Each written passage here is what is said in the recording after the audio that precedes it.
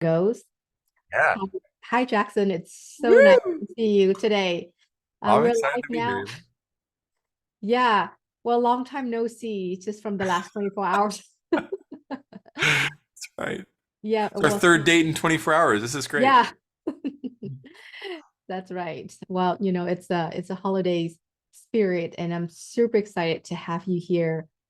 Welcome to AI Innovate with Authenticity. So today we have a very special guest, Jackson Calame. And from what I know of you, Jackson, what I love about you is that you're not just a successful business owner, a CEO, a leader, but you come with extreme depth and compassion. Mm. So nowadays, in the world of digital transformation, I often face with a lot of organizations and just focus on the digital part without the transformation. So with you here today, I would love to have a conversation with you and learn from you and have our audience to be here and also learn how you transform your organization, transform yourself, and get to where you are here today. So are you ready, Jackson? I love it. I'm so ready, and it's gonna be mutual. I'll be learning from you along the way as well. So this will be fun. Yeah, let's just have some fun, right? So the first question I have for you is that share with me a time when you feel like an underdog, but you ended in a winning space in a business scene. Yeah, every day. Every day. I don't feel Mhm. like it. I am an underdog. I'm not Bill Gates. I'm not Jeff Bezos. I'm not Melissa Mayer. Like you go, list goes on. I'm not your 30 under 30. 30 under 40, 40 under 40.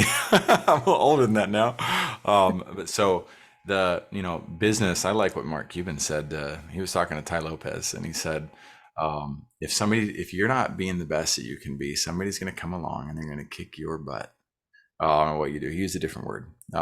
Nonetheless, that truth, so I can live in fear and intimidation of that, or I can live centered knowing that I'm valuable for who I am and I can be my best self, right? If I showed up as my best self today and people don't appreciate that about me, those people I love dearly, but I'm going to put a distance between me and them and life.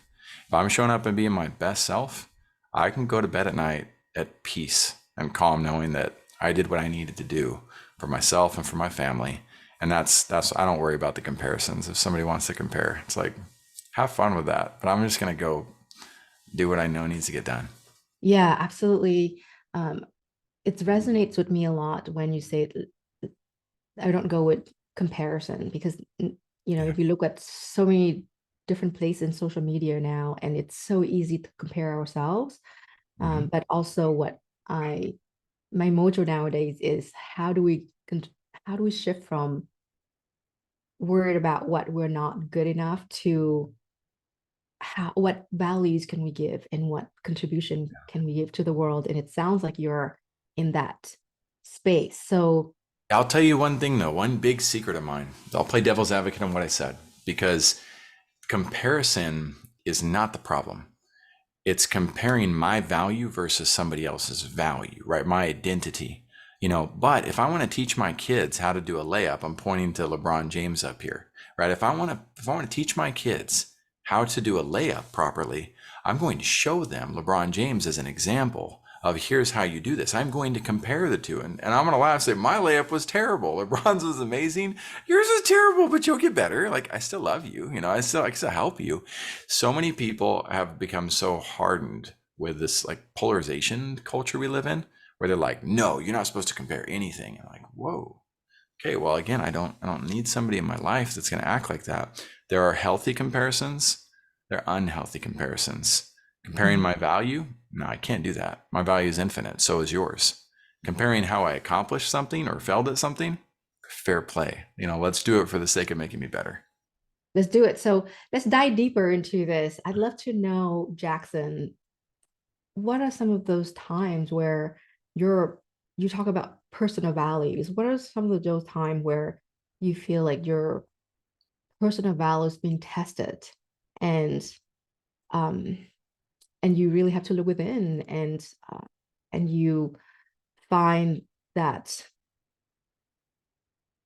boundaries between really that comparison and that really looking within your value and go forward, and what insight come from it? Give me an Yeah, example. for sure. So,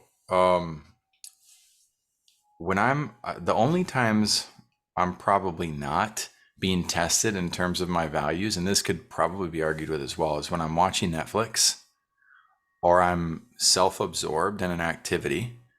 It could be I don't do drugs. I don't drink personally. But if I Netflix is it could be considered a drug, right? If I'm in a zone where I'm not paying attention to anybody else, right, then I'm not being tested. And the rest of life, I'm constantly being tested, and challenged. We all are. We may not be aware of that, and we may not be that, attached to our values. It's to each their own. But if I'm given an opportunity to work with somebody, for instance, from a business standpoint, and I've got the opportunity to fulfill a contract and they want to work with me, but I know in my heart that I'm not going to be able to support them very well because of certain limitations with the relationship, I have an opportunity to walk away from that deal. I actually just fired a client recently, and I did that as softly as I could. But um, this entity, I'll be careful with how I go about the story, but this entity has a very large following, and they felt it was appropriate to share, and I'm glad they shared it with me. I was surprised. They said that they went to a mastermind in Europe. Nothing wrong with the region, and the mastermind was on a yacht, and they had all sorts of fake money, and they had tons and tons of clothing to change into, and etc. And over 4 days, they were going to shoot their entire year's worth of social media presence, to showcase how they live their lifestyle. I wanted to vomit. As I'm listening to this story, my heartbeat is going like crazy. I'm thinking, oh my gosh, like what? How can this person be doing? And I know that it's becoming so commonplace in the world where people are they're promoting a fake lifestyle, and showcasing what they want to portray to the world as success when they don't actually live that. As no, I found a way to politely cancel the contract, get out of it. I even gave the money back because I don't want any association with that from my brand, right? I could have taken the money. I could have, helped them succeed at what they're doing. And we probably could have had a lucrative contract.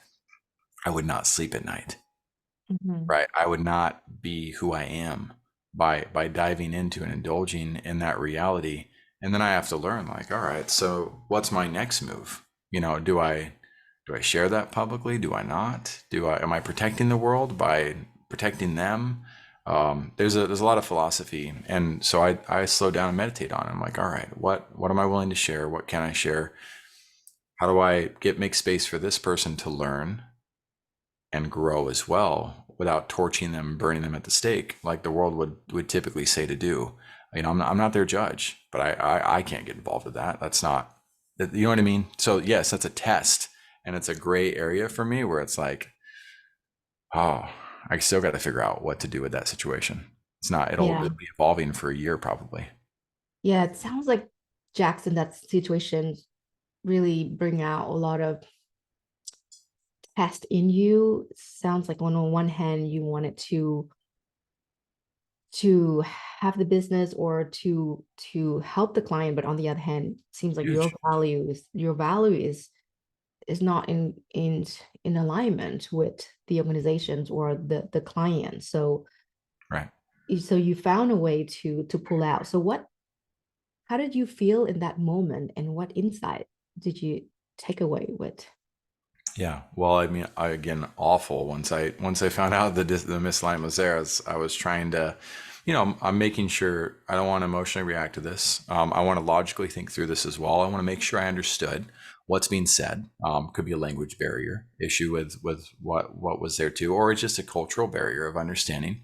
And so I try to make space for looking at the whole picture and what I know about the person already. In addition, though, in the beginning, right, when I want to help this person grow, I want to help them. I don't work with companies. I work with people, right? I work with the founders or the executive level, like the executive level leaders who are driving the vision forward, and that legacy forward. And so when I get in and I learn these types of things, again, I have to be careful to protect the fact that it may not align with me, but also not judge whatever I find that may be out of alignment. But sometimes it's very simple. But you can't see that on the surface, especially in today's world. It's so easy to make websites look cool. It's so easy to have a big depth of social media and social media followers that may or may not be following for the right reason or may not be real. So the ability for a person to assess who's actually winning versus who's not is it's very clouded. And you have to dive in and talk to people further about, more uncomfortable aspects of life. What do the finances look like? Right? What's your attrition rate? How many people, are canceling this program? There's so many different elements to look at. And so I have very uncomfortable relationships with a lot of people, and I have very, very good close-knit relationships with a very few people who appreciate the fact that I'm willing to dive to that depth and stand for who I am while respecting who they are. Yeah. So Jackson, it's a lot of to unpack there. It sounds like you feel awful, but at the same time, you want to run business the way your values Mhm. that you set forth for your business, you want it to have something authentic and with purpose. And at the same time, I appreciate when you mentioned you also have a relationship with the founders and the executives. So for you is not to judge, but also to recognize, to have that self-awareness that this doesn't recognize with your values. And sometimes this is how I roll my business too, right? Like this is sometimes that to create a sustainable business, sometimes we have to it's a fine line between serving and partnering with our clients, but at the same time, understanding our values and know when to walk away. Yeah, it's it is hard. It's a very fine line. Our motto for our company, if you go to our website, First Class Business, you scroll down to the bottom, our tagline is sustainable revenue growth. Mhm. Right. And I use that because beginners don't care about it. And those who are growing and scaling super fast and think, like the get rich quick scheme is the best, they don't care about it. I put them to sleep, right? But I can go into a room of entrepreneurs, Mhm. 100 entrepreneurs, networking event, you're introducing each other very fast. And I say, my name is Jackson, I represent First Class Business. We help entrepreneurs with sustainable revenue growth. And most of the heads go like this, like fall asleep on me like instantly. It's cool. It's like a meditation trick, or a hypnotization. But there's two or three heads, sometimes five heads that go like this. And they get excited. They're like, you can almost see them physically like talk, like, oh my gosh, like really. And I know those are the 3 to 5 that I'm going to network with afterwards. That I'm going to be talking to. Usually they come to me afterwards because they don't hear that often in the market. They hear super viral growth and like, be everywhere and everything. And we're a grind it culture and all these funny buzzwords, or we're super calm and relaxed and we don't care. Like everything comes to us naturally. That manifestation. Like, there's a place for all of those realities. I just, my oldest daughter, her name's Harmony for a reason. Wow. Yes, there's a reason that you have your daughter name is Harmony, um and kudos to you to really have that sustainable growth model. And why is it important to you to have that model, even though like a room full of people might just fall asleep, like you say, but there's only two or three people? What's up with that? Why is it important? Oh, so many reasons, but one of the biggest ones, one of my biggest rules for my entrepreneurs is, and most people don't get this. It takes a lot for them to really understand this, but it's don't sink the ship, right? If I'm investing in if I'm a yes man, I can get, so marketers, growth experts, CEOs, COOs, there's no accountability for that role long term, right? I can sue my doctor for malpractice, right? I can sue my lawyer, right? Or I can go to the bar, and go and complain against them. There is certain, my therapist, right? They have checks and balances in place when it comes to marketing and business growth. There unfortunately aren't any. So I get fired as CEO here. Well, I go get a CEO job at 300 million other companies, 30 million other companies. Like I can go get that role anywhere else. There's no online review platform to hold me accountable or the people who do what we do. And so it would be very easy to churn and burn and churn and burn and churn and burn like most marketing agencies do. But again, that also leaves you in a constant state of hustle. You'd have to live with a reputation of not caring about the entities that you're building with. And so, I think that sounds awful. I want to have great relationships. In order to have great relationships with great standards, I have to be careful to make sure I meet with people who have excellent standards for themselves, and that I'm not willing to make concessions. So I tell them, listen, when you're looking at budget, if you're not being a wise steward of your finances, if you're putting that in my hands and I just met you and you're not willing to share how much finances you have, why in the world would I set the budget? That doesn't make any sense. If I go to a bigger company and I want to work for Disney or I want to work for a company that's well established and doing well, they'll have their job descriptions mapped out. They'll have their processes mapped out. They'll have their budgets mapped out. They'll know how to negotiate the process. I know it scares most entrepreneurs, to realize that's a whole lot to tackle. But if the entrepreneur, the person who considers them as such, would let go of feeling the need to control all of those dynamics, find people who they can trust to help them build that the right way based on principles, and focus on their passion, what they're great at, and work with a team who facilitates a space for them to work in that capacity, it's not as scary. But you have to be willing to at least talk about how we're not going to sink the ship, because too many entrepreneurs can convince you their ship is great, it's at sail, we're good, we're fine. You get on the ship and the whole thing's sinking and you're like, look what you got me into. I don't want that. So yeah, no, that's 96% of businesses are going down within 10 years. 4% are surviving. So I know when you're talking to me as an entrepreneur, like, you're not likely the 1% who is actually crushing it in business. Yeah, there's a lot of nuggets there that you mentioned. The first thing I picked up from there is, you operate in the high standard, high values, and you think long term, not short term. A lot of business fail because they think short term, and there's no shortcut in life. Like, we have to put in the work. We have to do things with great integrity. And the thing is that if we don't, it's gonna come back and show up in some way. Either we can't sleep at night, either we're gonna have trouble scaling up, because business come from a good foundation, and a good foundation come from culture and how we treat others and how we operate and how we show up.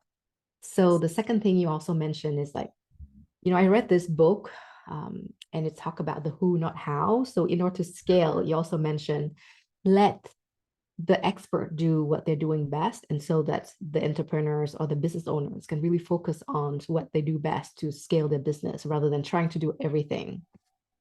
Yeah, it's huge. A delegation is far more complex than people give it. Now, here, I also want to, it's tough because I know some people hear me and they're like, oh my gosh, he only wants to work with the best of the best. Or, oh man, I don't have all this bulletproof. That's not what I'm getting at. I was a child growing up in a very broken home, two different homes, and all of the odds, all of the statistics said that my life should be a failure, that I should not be able to find happiness, that I'm probably going to head towards, the suicide path, etc. Right? All the statistics, showed that I wasn't going to have the capacity to be successful, to be at peace. And so if I had allowed the statistics to influence for Nate, like, tell me like, oh no, I'm just not going to try then, right? Then I wouldn't be who I am today. And so for the entrepreneurs who, yeah, I know that you got an uphill battle, it's going to be hard. And if your passion's calling, if your heart and mind is calling you to do something, and it, then you kind of have a responsibility to yourself, not to anybody else, to pursue that path and try to maximize it. And no matter if it's hard, no matter if your cousin thinks it's stupid or whatever else. So when it comes to delegation, though, it's not about delegating to one person. And that's where entrepreneurs often struggle too. I did this. I'd either hire my friend or hire that person referred to me, or, you want your nephew to take over a project and they'll just be that marketing gal or guy. One, that's the biggest fable in business. There's no such thing as a marketing guy or gal. If somebody calls themselves that, that's a massive red flag that they don't know how to be a team player. Mm-hmm. Marketing is a department, and a department consists of lots of people. So one of the biggest challenges I face often is people say, "Oh, we have somebody to do that," right? THAT. What is that? What do you mean by that? You're talking about a department of hundreds of responsibilities, thousands of responsibilities. So that person's either happy to collect their paycheck, and survive, or they're overworked, underpaid, underappreciated, and we see it time and time again where business relationships explode. People are mad at their friends for overpromising, not delivering, etc.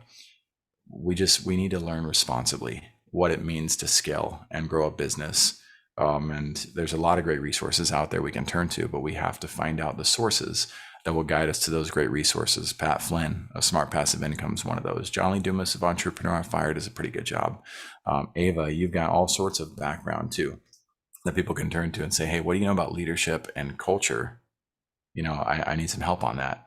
So Thank you, Jackson. You mentioned so many things that I can really dive into. So one question for you is that, Jackson, there's so many people who went through trauma and hardships and less than perfect childhood, and it has a way to impact us, right? But how did you come from that point, from that broken home, two different homes? And from what we talk, I've known that you've been through a great deal of hardship. How did you switch your mind from to beat the statistics from, I could be in that facility that, like in suicide, but here you are running a successful business and really hone towards your high value. How did you do that? How did you switch? So I will say the accolade of the successful business will be, I'll feel more aligned with that reality of calling it a successful business once it's been in business for more than 10 years, and is actually not just surviving, but being successful. We are a startup. And at the same time, to honor your thought process, I'm very happy with my life. Like, I'm very happy with where I'm at, and it's not challenge free, to this day. There is no one answer to that question. And so if you find yourself telling people that they're not being authentic, right? If you're listening to this right now and you're like, or somebody calls you an imposter because you have two different sides of who you are or more, then, quiet the noise. Accept the fact that you have multiple aspects of your life to take into account, right? So just getting centered in the value that you are and who you are. Well, it took a tribe to raise me. Yeah, I grew up in two homes. Both had their own different types of challenges, but one was almost perfect. My mom's home and my five older sisters. One was the exact opposite of that. It was a complete disaster of hate, alcohol, drugs, abuse of all kinds on that side of the family, as well. No, I'm not going to point out any particular individual on that. And I learned to love both situations and both types of people, probably predominantly because of my mom and my five sisters and the amount of love that they poured into me as the little brother and king of the castle. They spoiled me rotten. I had everything I could have asked for from that family and that support. But growing up in environments where I might have been the prince in that castle, but that also made me a target, in other environments where it's like, oh, you're so privileged, or everybody always makes you out to be so awesome. And so there's a conflict that can exist there. The centeredness, though, came from, for me as well. There's been plenty of times in my life where I remember being in college and I had a fight with my girlfriend. I remember sitting in my little car and like, life is over, this is the worst thing ever. And I remember asking God, like, why do you hate me? And feeling like I hated myself in that instance. And I prayed, and no, I didn't get a magical, like, oh, yay, aura, everything's good, music turns on. No, I slept in my car that night. Like, I had a dorm, could have gone to my dorm, but I just, I was in a miserable feeling. And the next day life moved on. And I don't know, I felt better. And Sleep probably had something to do with that. Eating healthy probably had something to do with that. I don't abuse substances. So it's a little bit easier for me to stay in a zone. And I don't know, I talked to a friend after that, whatever else. But, there's, for me, prayer has a massive part of it, but it's been the very few, it's been 20,000 prayers that led to the one where I'm like, oh, dang, now I know, right? And then 20,000 more prayers to see even further. Wow, right? And meditation, you can call it meditation. You can go on a walk, and open your mind and your heart to whatever you want to call universe, God, Jesus, etc. You do you. And if you take the time to look for that, that's definitely the superpower that has been the thing that gives me just absolute centeredness. And, having been twice divorced, having 4 children who are my life, like that's where I want to be spending my time. To be able to be in a position where I don't even have them right with me, right, going into Christmas. One of my children is in Mexico. The other 3 will come for part of Christmas. Like those are situations that I've seen other people cave in and fall apart. And my dad might be an example of that. And I know the pain he went through now, but I choose a different path, right? I choose to show up in the moment, even though it hurts, and not with malice towards him. I love him. I wish him the best. I hope things are going well, but it is 100% prayer, Yeah. meditation.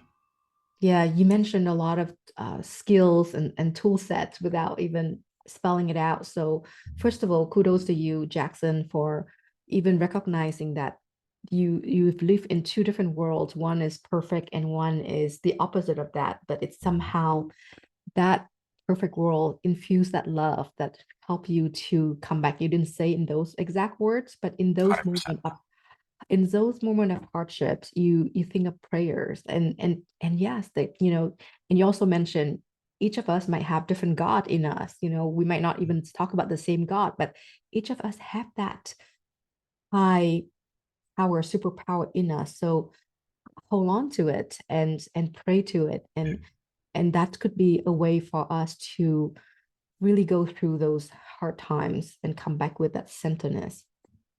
Yeah. So thank you so much, Jackson, for the time today. And if you wanted to share one insight takes away for our for our audience, what would that be? Again, it would be one, just know that you belong. That's one of the greatest things that I learned. I was in my 30s when I finally learned that I just belong, and I'm meant to be here. And that was grounding. Then finding a community, finding supportive people who help and reinforce that, and help you elevate your sense of belonging. So that could be making sure to stay tuned in to innovative solutions, or innovate with authenticity with Ava, right? Staying close to leaders like that. Coming and joining me on Vision Pros Live as well as a guest and sharing your vision and being part of that community. Community. Gary Vaynerchuk talks about your circle of 5. The 5 people you're around, and that again, it alludes back to the belonging. And it's not a course, right? An online course that's going to help you. The university is successful because there's that alma mater. There's a belonging that goes along with the process. So it's not the mechanics. It's not the professor.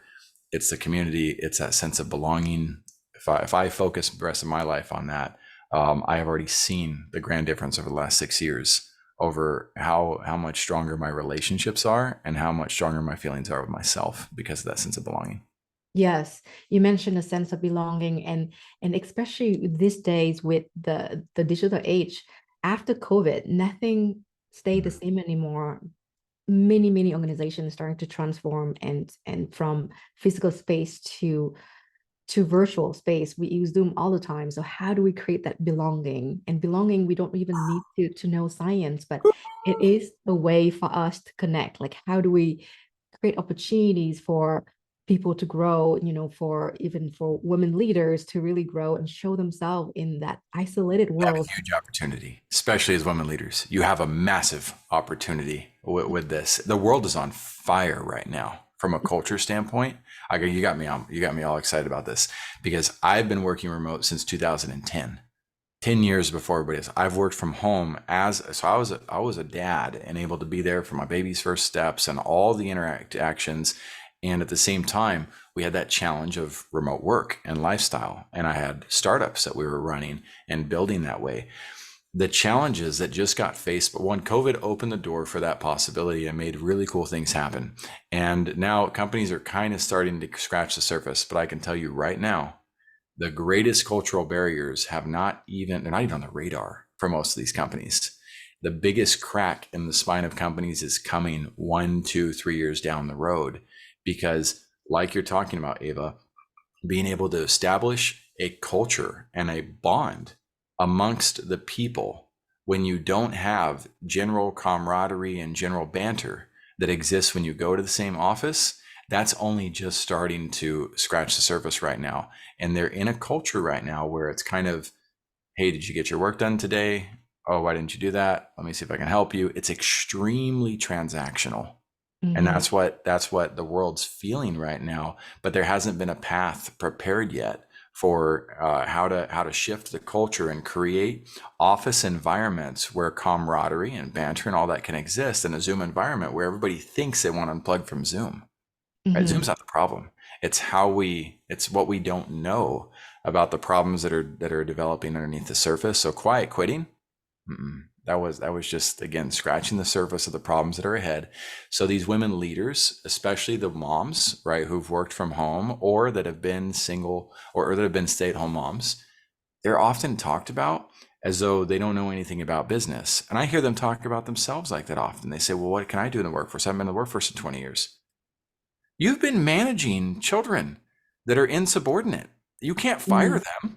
They can't quit. You have, and they tell you, "I hate you, mom." Like, I don't want you in my life, and you can't. You're stuck with them, and you choose to love them at the same time, right? You cultivate and foster new relationships. You're some of the best negotiators in the entire world, and yet because you don't have a stupid piece of paper on the wall, the world says maybe not, or you yourself doubt your capacity. You don't need school, right? You need to find that. If you find the confidence to realize you're far more prepared, then who cares who gives you credit for? You're far more prepared than you give yourself credit for. And when you can internally own that and move forward with that with authenticity, the world's going to be a better place. Businesses will do better. The world's going to be a better place. The business is going to be so much better. You mentioned so many great things. And yes, a lot of time we talk about technology, we talk about improved process, but this is where I come in as a system integrator and creating a sense of belonging. If we want to change to innovation, we want to create that innovation, we need to create better process. But who's going to be doing the process? Those are the people. So you mentioned just having that confidence, but also work together. How do we transform one person at a time, one meeting at a time, by building that fiber of Mm. culture? So I want to hit that harder, a little bit further on the mother analogy, the mother side of things. Again, mhm, you got a mom, right? She's a mom of 3, 4, 5 kids who go to school, right? That not in the home. That's managing a remote environment, right? mhm, They've been doing this for decades, long before the internet, right? And that again, when you're in a company and you're able to see everybody's cubicles and what everybody's doing, there's a different management system and style. So again, these mothers have so much more dynamic capacity to naturally flow into a virtual work environment because that's exactly what they do for their children. mhm. So it's, again, there's so many angles on that if moms would own that and step in, just like I just had Sean Barnes on our show. He was an IT guy who saw the HR department fail 4 times in a row, and he went and said, "I want to be the HR director." Told him no at first. They said, "But we like your idea and your ambition." He came back a day or two later with new plans and showing them. They made him the HR director.